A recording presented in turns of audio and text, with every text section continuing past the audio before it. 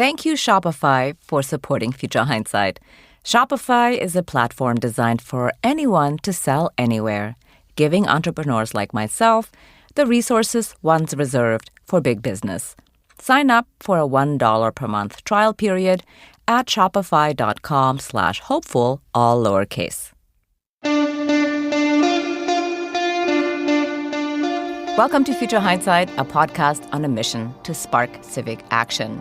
I'm Mila Atmos, and I'm a global citizen in New York who's deeply curious about how to build a brighter future. On this show, we take big ideas about civic life and democracy and turn them into action items for you and me.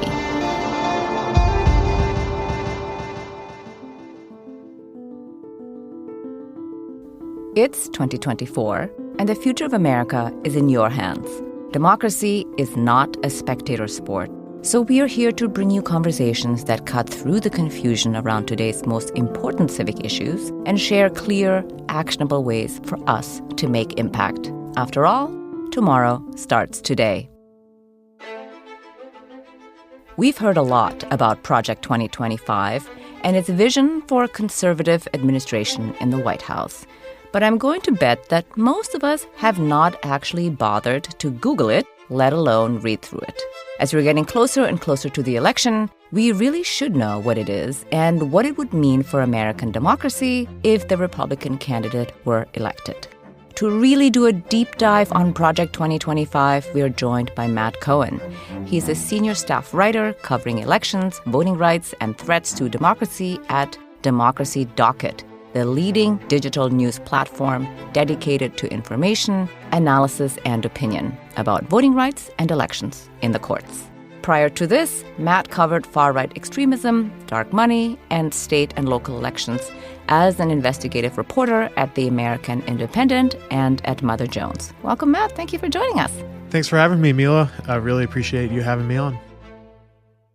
So let's cut right to the chase. What is Project 2025, and what is their recently published book, Mandate for Leadership?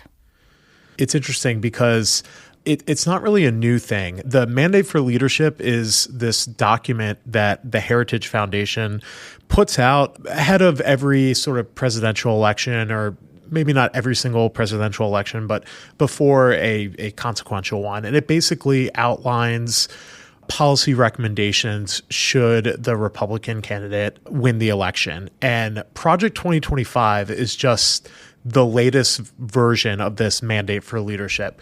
Heritage Foundation has done this dating back to the Reagan administration. But Project 2025 is basically the most comprehensive and radical version of this Mandate for Leadership that the Heritage Foundation has put out since they started doing this. And it's essentially a detailed, sprawling blueprint for what the next Republican president, which assuming it would be Donald Trump, should do if they come into power. And reading through it, it kind of just reads like a roadmap to authoritarianism. So you said that it reads like a roadmap to authoritarianism, and you also said that it's more radical than previous iterations. Tell us a little bit more about what it looked like in 1981, during the Reagan administration, or how it started and how we have come to where we are today in its current iteration.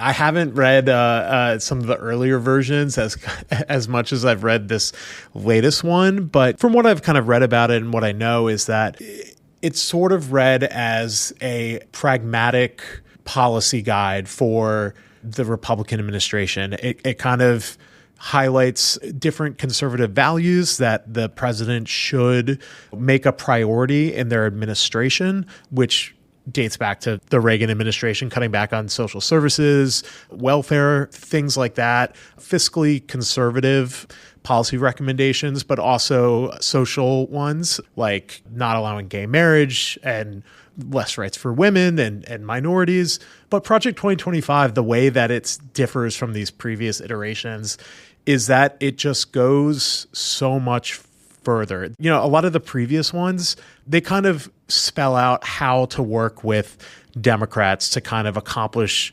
shared goals and where to compromise and where not to compromise.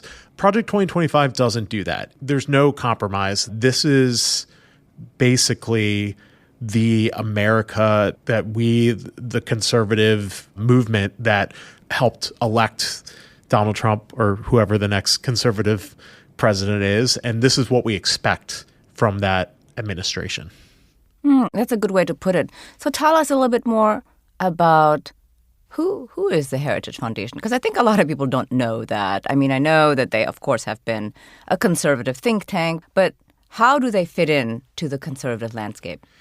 Yeah, I mean, the Heritage Foundation is basically one of the oldest right-wing think tanks in the country. You know, it's a 50-year-old conservative think tank that basically has worked behind the scenes in those 5 decades to craft a policy and social agenda and how to kind of implement that into the policies of Republican administrations. So essentially, they're not quite a lobbyist, though they do have a lobbying arm, I believe, but it's really working with a lot of the lawmakers behind the scenes to push the issues that they really want to see spread throughout America. So anti-abortion advocacy, voter suppression, anti-climate policies, anti-LGBTQ advocacy.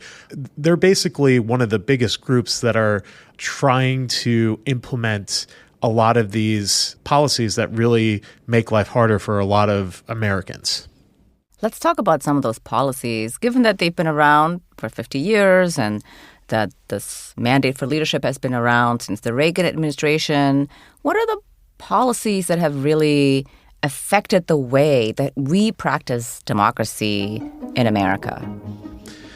I can answer this a lot of different ways. I mean, obviously, the Heritage Foundation, along with a lot of other right-wing groups like Judicial Watch and the Federalist Society, really had a hand in helping Donald Trump during his first administration sort of select Supreme Court judges who would then go on to overturn Roe v. Wade, thus basically really making it difficult for millions of people around the country to get the reproductive care that they need and get safe and healthy abortion. So that's just one way that the Heritage Foundation has kind of worked to make America less safe for people. But for me, where my kind of expertise and where I spend a lot of my time is in voter suppression and other sort of anti-democratic policies. And so, you know, the Heritage Foundation, they're a really massive organization with a lot of legal advisors and other kind of advisors who have their hands in kind of all different facets of conservative politics. And one of the ones that I see is fueling a lot of the attacks on voter rights across the country, you know, helping lawmakers, state lawmakers craft legislation that makes it harder for certain groups of people to vote, you know, draw congressional maps that disenfranchise a large swath of voters, oftentimes some of the most vulnerable voters in that state.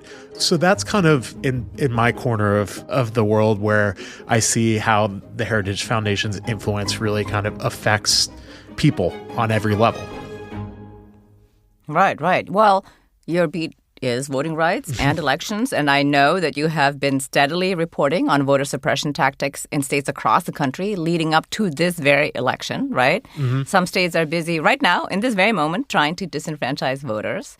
And there are a number of lawsuits challenging voter access, and it feels like the courts, you know, to your point, have already changed a lot in the last few decades and are already laying the groundwork for eventually getting rid of voting rights altogether, it feels like to me. So what is Project 2025's plans for the courts, the Department of Justice, and how would that affect your work at Democracy Docket? Yeah, so the kind of aspect of Project 2025 that I have done a lot of reporting about and that really concerns me specifically is the Department of Justice. It doesn't really actually talk much about the courts because it really is just recommendations for the executive branch. And, you know, there's not a whole lot other that the executive branch can sort of do for the judicial branch other than appoint justices, obviously, as Donald Trump did during his administration, a lot of justices who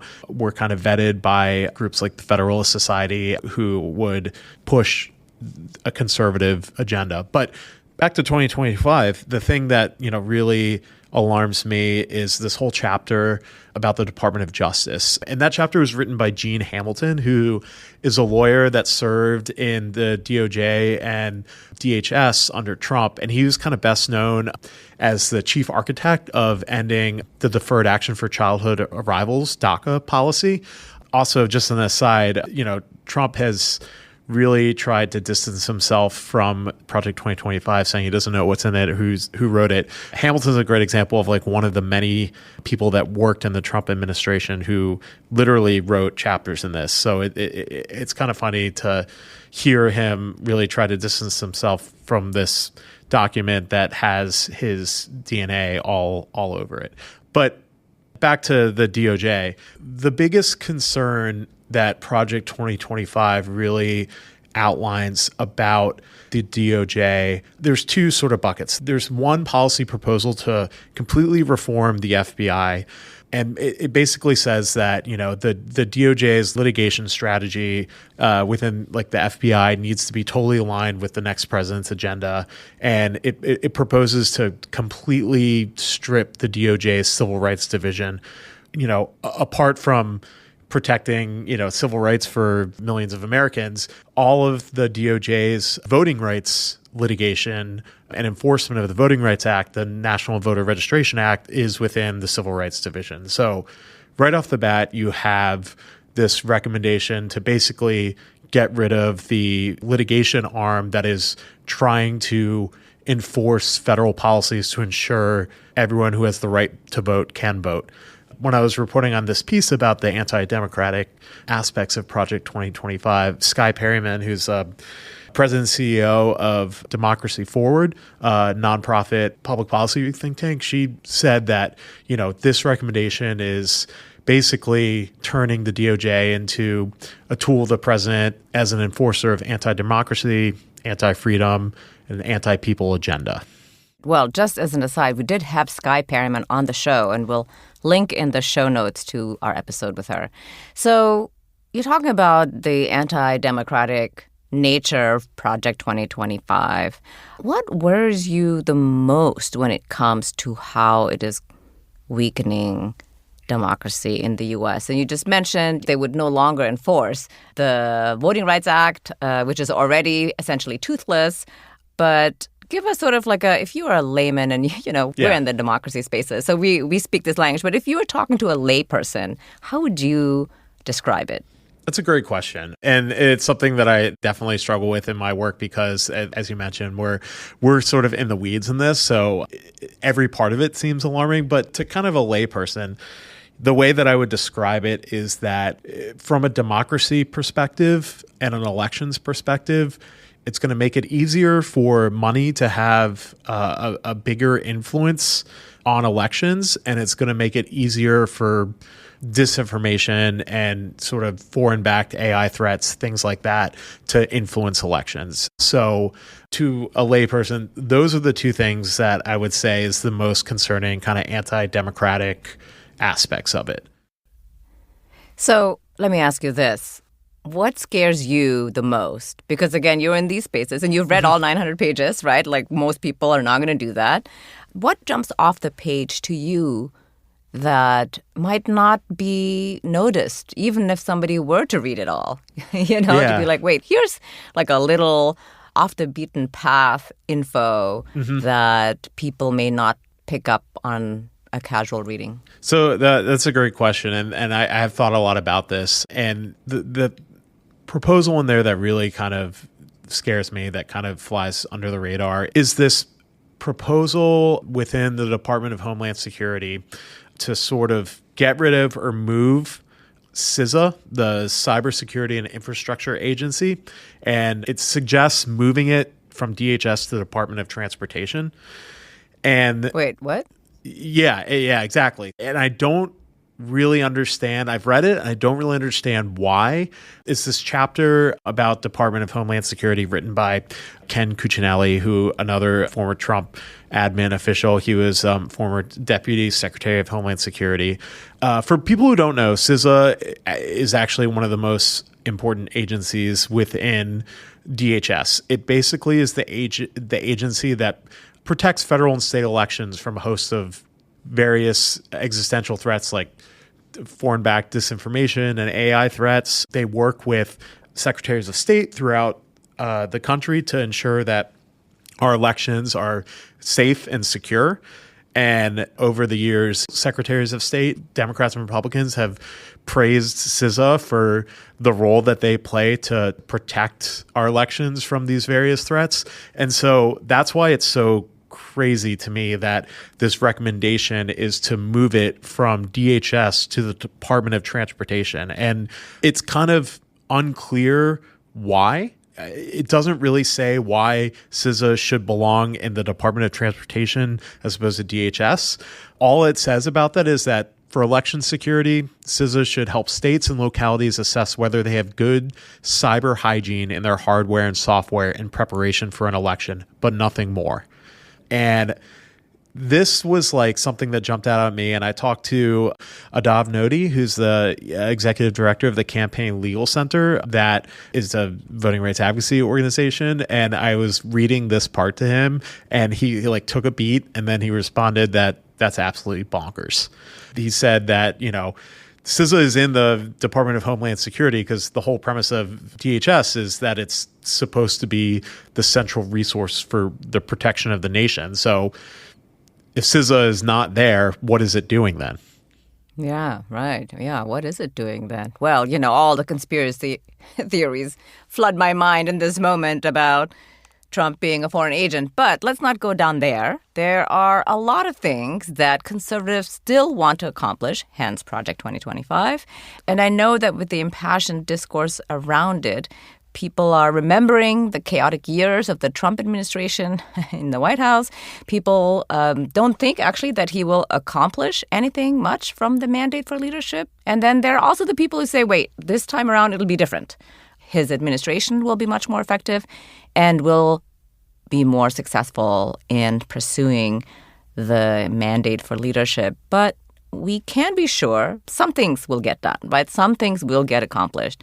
What are, in your opinion, the lowest hanging fruit? The things that you think, one or two policies that you really think are going to be ripe for the picking? No, I'm glad you asked this because that is a question that I'm asked a lot. It's like, how concerned should I be about this? Or is this just kind of like blowing a lot of steam about something that's not that big of a deal? And the answer is, I don't know. No one really knows. Certainly, if everything in Project 2025 came to fruition, it would be extremely bad. Just off the bat, the things that made big headlines, banning abortion nationwide, ending no-fault divorce, a lot of these kind of like WTF things there that for good reason made headlines when this was starting to make the news cycle in the beginning of the summer. The reality is that the likelihood of them kind of coming to fruition is pretty low. But, the thing that I think about a lot with Project 2025, because there's so much in there, is that even if 5 to 10% of the policy outlines that are in there were to come to fruition, it would impact millions of people. And I'm thinking a lot about, actually, you had mentioned Skye Perryman from Democracy Forward. They put together a really, really good report called The People's Guide to Project 2025 that sort of talks about the impact that would have on regular people. And they highlighted, and I think this is really important because I do think that these are, like you said, the kind of low hanging fruits, the kind of policy things that would be most likely to come to fruition, which is basically like rolling back civil rights protections across multiple different fronts, cutting DEI programs and LGBTQ rights in healthcare, education, workplaces. Project 2025 suggests cutting the American Rescue Plan, which would mean, over 200,000 jobs that would be on the chopping block. It would limit access to food stamps. And I think Democracy Forward estimated 40 million people or like 21 million households that would no longer have food assistance that they need to eat. In the Department of Education chapter, it suggests eliminating the Head Start early education program, which there's more than 1 million children who are enrolled in that. It would cut overtime protections for federal workers. That would affect over 4 million workers. A lot of times when Republicans really push these like radical proposals, it's the programs that affect the most vulnerable people in the country that get cut. And so that is the big concern. If, 5 to 10% of Project 2025 comes to fruition, I worry that it's going to be in those sectors. Mm-hmm. Yeah, that's probably right.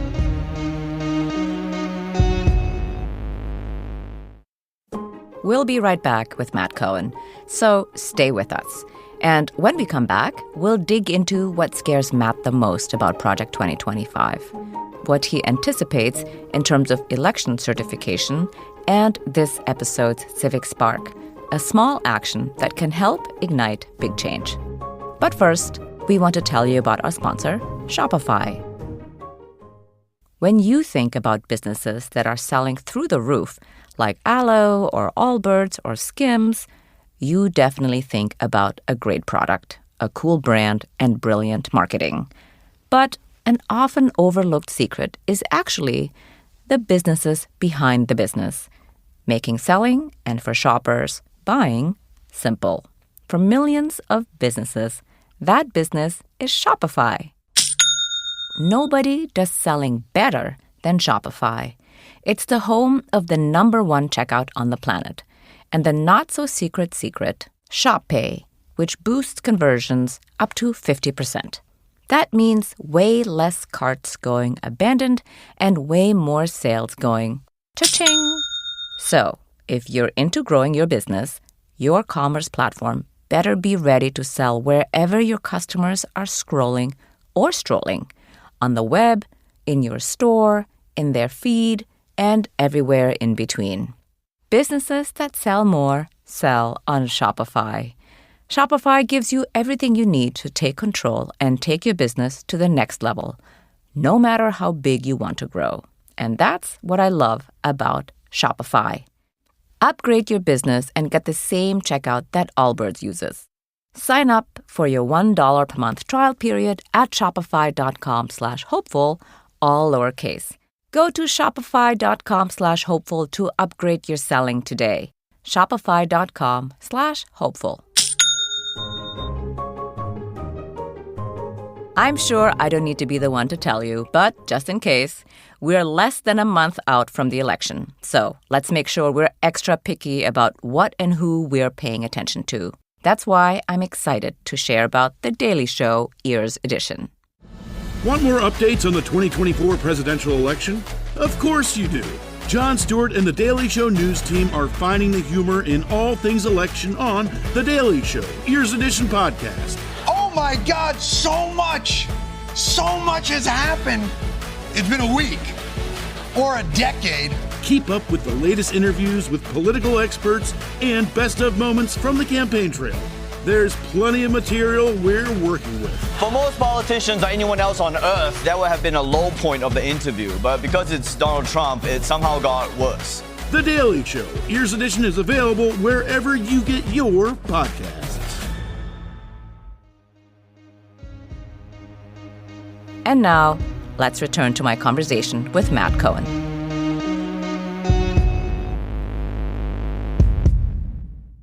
So, I know that they have also a 180-day playbook, for the first 180 days. And you mentioned earlier that the old mandates for leadership actually also talked about bipartisanship and how to work together with Democrats to get legislation done. So I'm wondering, does the 180-day playbook actually include working across the aisle to pass legislation, or are all of these things that we're talking about here going to be achieved through executive orders? How do they think about that? Quite the opposite, actually. Not only do they not propose how to, reach across the aisle to work on things, But the 180-day playbook basically proposes to reschedule a lot of federal workers' kind of work schedule. So for people that don't know, a lot of federal workers are nonpartisan employees who are either appointed or get jobs, and they're sort of immune to the changing of different partisan administrations. They're nonpartisan workers. So basically, rescheduling tens of thousands of people so that then the new administration can exclusively hire people who adhere to their values and agenda and will help more easily carry out that throughout all sort of sectors of the government. So it proposes a lot of stuff through executive order, but the irony is that, during the Trump administration, he ranted so much about the deep state, that there's, some deep state of federal employees and lawmakers who are secretly or covertly fighting against him to keep the democratic kind of principles in check or whatever. It was, obviously absolutely ridiculous. But the irony is what this 180-day playbook and this plan for kind of replacing all of these federal workers with Trump acolytes, so to speak, is kind of a deep state. I mean, that's kind of exactly what it proposes. Well, it's a deep state with no accountability if he manages to pull it off, right? I think what you're saying is that once you have partisans in the administration working as federal workers, then if they don't uphold the laws or whatever, something that Trump doesn't like, they can just do whatever they want and get away with it. And the people who are going to be holding the bag, so to speak, are everyday citizens. Yeah, I mean, essentially, that's pretty on the money. Well, so at the debate on September 10th, the former president, again, did not acknowledge losing the 2020 election. And from my point of view, it is clear that unless he wins, he's going to contest the election results again. And despite losing 60 times in court following the 2020 election results, we're sure to have a very rocky time, post-election time. So I have to ask you this because, of course, Mark Elias, the founder of Democracy Docket, was instrumental in mounting some of these legal defenses. How are you all thinking about election certification at Democracy Docket? And what are you doing to get ready for the eventuality of the challenges that are coming? That's a great question because we literally just had a meeting about this to kind of formulate our game plan. I think, the best way to put it is that we're preparing for the worst, but hoping for the best. There's kind of two ways to think about how the election could go, or I would say three ways. There's Trump wins and it's decisive, and Vice President Harris doesn't wish to proceed and try to challenge the election results. A possibility, but we'll see. Then there's these other two sort of possibilities that should Harris win, we'll have a repeat of 2020, where basically Trump's campaign mounts this multi-pronged legal challenge in the battleground states where the election is really close. And I don't really see any reason why that wouldn't happen again. Since 2020 and even since the 2022 midterms, a lot of my work and my colleagues' work at Democracy Docket is tracking all of these right-wing lawsuits that are kind of attacking election administration and various aspects of voting and election law. And what we've seen in this election cycle is that there's many more anti-voting lawsuits that are being filed from, right-wing groups and even the RNC and other various groups. So based on that, I think we're going to have another, again, I don't like to make bold predictions and then have them come wrong and people then, That's say okay. I think it's okay for us to anticipate that he would try to do the same thing as he did last time. And I just have to put it out here on the record. It doesn't seem to me that he's doing a lot of campaigning. So I don't really know how he's going to win. He's not really going out there meeting voters. He just has these select rallies. But go ahead, continue. But you're right. And I think the seeds are being planted for mass legal challenges. Certainly the RNC and other groups that I track have been filing lawsuits across the country trying to have voters purged. And so I think that is a good indication of where that's headed. And then there's another scenario that's like Florida in 2000 election, where it comes down to like one state. There's a difference of like razor thin margin. Again, I don't really know if that will happen, but it's always a possibility, and you can only look back at history to sort of infirm. And then there's the fourth option that I didn't mention, which is actually until the last election, the most common outcome for most elections, which is that Kamala Harris wins and Trump concedes, and there's no certification. There's also that. Yeah, That's also possible. Which is how it's been with most every election besides 2020. So do I think that's going to happen? Probably not, but it is a possibility. Yeah. Thanks for laying those out. So I want to backtrack here a little bit because you talked about voter purging, and I kind of feel like we should elucidate this for the listener. What does it mean to purge the voters, and what are the lawsuits that are involved in this? And you can just pick one example that's happening right now just to use it in real time so people have a better understanding. Yeah, so voter purge kind of sounds like a scary word, but it's actually a very routine thing that happens. Is before every election, county and state election officers, they basically go through their voter registration rolls and determine to see if there are any ineligible voters on there. People have changed their address, or they have other disqualifying things about them. Every state has different stuff. In some states, people with felony convictions aren't allowed to vote. That's a whole other thing I won't get into.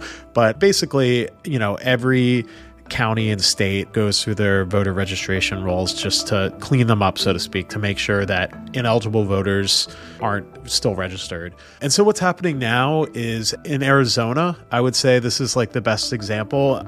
There's not just a single, but there are several lawsuits, but they all kind of are after the same thing. They're basically alleging that the voter registration rolls in Arizona contain millions of ineligible voters who are registered to vote and will vote. And I think the lawsuit I'm thinking about is one that was filed recently by America First Legal, which is a legal group that was founded by former Trump advisor Stephen Miller. And the lawsuit basically accused every county in Arizona of not following protocol for cleaning up their voter registration rolls. And, a big thing that this lawsuit and a lot of similar lawsuits, and it's become a really popular right-wing talking point this election cycle, is the idea that non-citizens are voting in elections en masse, which is extremely dishonest talking point that's happening. I mean, it's a disinformation campaign being spread in real time because non-citizens, it's illegal for them to vote in federal elections. It has been since the 90s. There have been multiple studies that have found that it rarely happens. And yet Republicans, not just on social media or in the press alleging that this is happening, but in these lawsuits, they're saying that millions of non-citizens are voting illegally, and that it's because the elections administrators in these counties aren't doing their job and cleaning out the voting rolls. And it's just not true. And, I'm tracking these lawsuits, we're tracking them, and it's not happening. Yes, it's not happening. Yeah. Non-citizens do not vote. I mean, I have never heard of a non-citizen voting. You said that it rarely happens. I don't even know how it happens at all. But thank you for explaining how they're thinking about it, what the talking points are, and I think that's very helpful for the listener. So to pivot back to Project 2025, really, like I said, most people are not going to read 900 plus pages. But in your mind, when you think about Project 2025, what is it that they're really gunning for? And what I mean by that is, what is the future that the people behind Project 2025, what is the future that they envision for America? Basically, it's not just authoritarianism. It's this term that people probably have seen being thrown around a lot, which is Christian nationalism. I think that is the ultimate goal of Project 2025, is to kind of remake the nation in this Christian nationalist image, which is essentially means that all of the sort of civic and criminal rules and laws adhere to the tenets of Christianity. If that sounds kind of crazy and sort of like religious fanaticism, because it is. And that's why there are things in there like abortion goes against Christianity, so that's illegal.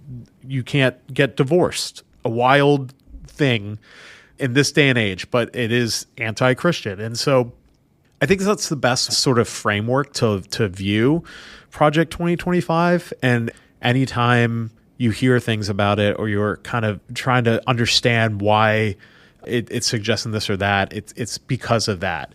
And that is not to say that that's its sole goal, but I think that's like the best way to read it. I mean, there's this other sort of framing, and I think that's the way to kind of view like some of the policy recommendations to cut social services, which is to ensure that the people in power stay in power, have money and power to stay there. And by cutting resources to the lower class and the middle class, that's a way to ensure that. And so when the ruling class stays in power, they can implement these Christian nationalist values. Thanks for connecting the dots. That was very well done. So on Future Hindsight, we are always looking to be the best kind of citizen we can be and to build our civic action toolkit. We always ask each guest for a civic spark, a small action that can help ignite big change. What's one clear, simple step we can each take to defend democracy, to prevent Project 2025 from taking effect?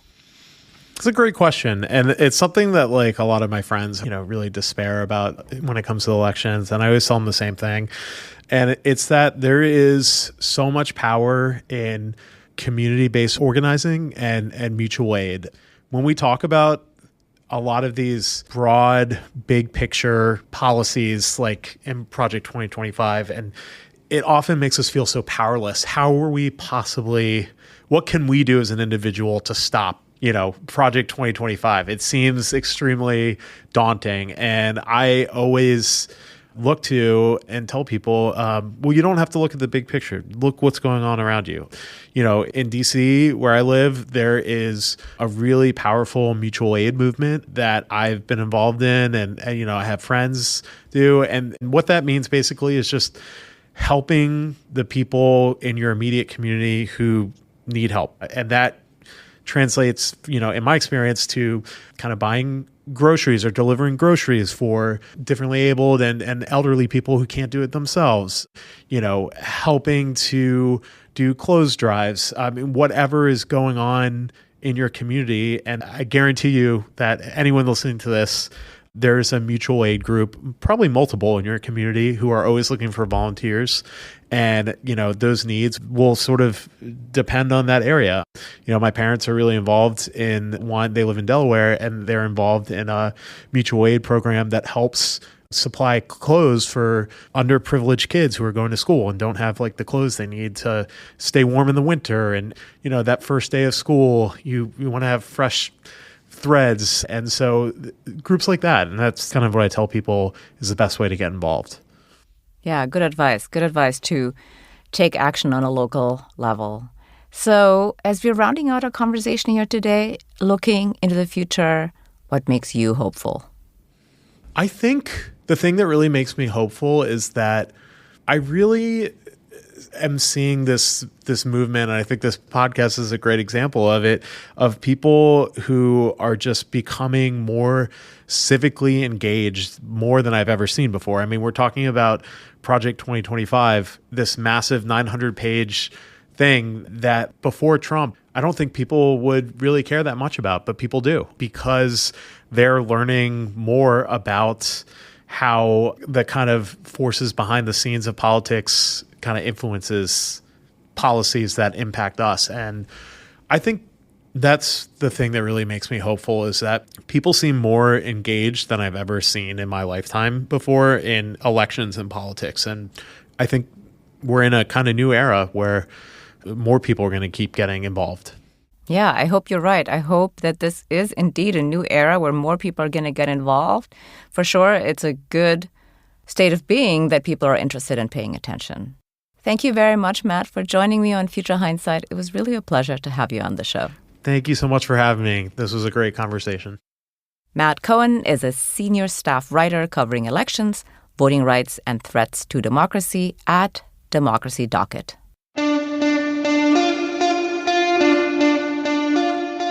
Next week on Future Hindsight, we're joined by Sandra Goldschein. She's the executive director of the Campaign for a Family-Friendly Economy, which focuses on building grassroots support for family-friendly policies. While we have waited for Congress to pass paid family and medical leave at the federal level, which would guarantee that for people, regardless of which states they live in, we've had a lot of states that have passed similar legislation on the state level. And I think a really important one that's very timely to mention right now is Minnesota. Governor Walz, who is now part of the Democratic ticket for the White House, had passed paid family and medical leave in Minnesota recently. And we see that that really makes a difference in a person's ability to both take care of themselves and to earn a living. That's next time on Future Hindsight. Thanks for tuning in. And until next time, see clearly and act boldly.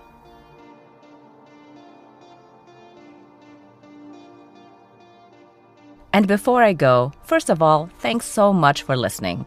If you like this episode, you'll love what we have in store. Be sure to hit that follow button on Apple Podcasts or the subscribe button on your favorite podcast app so you'll catch all of our upcoming episodes. Thank you. Oh, and please leave us a rating and a review on Apple Podcasts.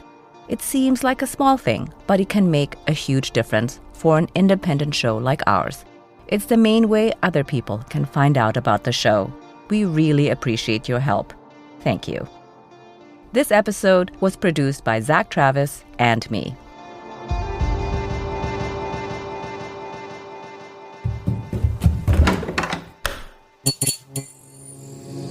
This podcast is part of the Democracy Group.